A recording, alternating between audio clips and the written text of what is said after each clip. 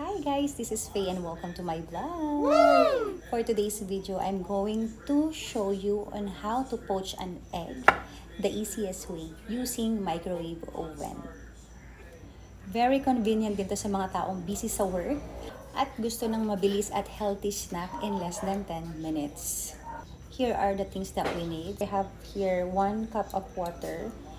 Kung wala kayong ganitong measuring cup, you can use any microwave safe bowl na pwedeng mag-hold up to 2 cups of water para meron siyang room. So, eto, meron tayong 1 cup of water dito sa aking Pyrex.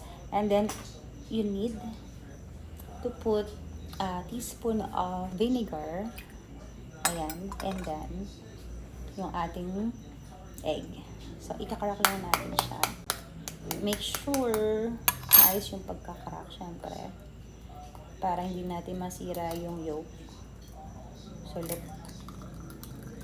There you go. Ayan. Baka magtaka kayo kasi nilagyan ko siya ng vinegar. The vinegar helps the egg not separating. Kaya naglagay tayo ng vinegar dito. Ayan. Ima-microwave lang natin siya for 1 minute. Once done, gently remove the egg.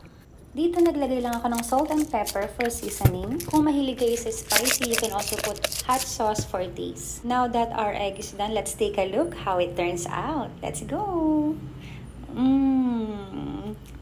Tignan nyo naman kung gaano kasarap itong egg na to.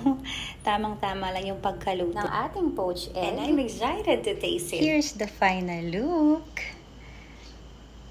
For my bread, I just simply use 2 white breads that is available in most grocery stores. Then, tinoast ko lang sila ng konti. 1 slice of white bread has 32 calories. If you have fruits, you can also put fruits on the side. Like me, meron akong avocado dyan. 50 grams of avocado has 80 calories. You can also put salads you want. So, dito meron akong lettuce and my favorite cherry tomatoes. 12 calories lang naman yung 4 pieces of cherry tomatoes. A total of 156 calories. O, diba? You can prepare your meal in less than 10 minutes. Napaka-convenient and sobrang easy lang gawin. So, ano pang hinihintay nyo? Try nyo na rin. Follow for more. Bye!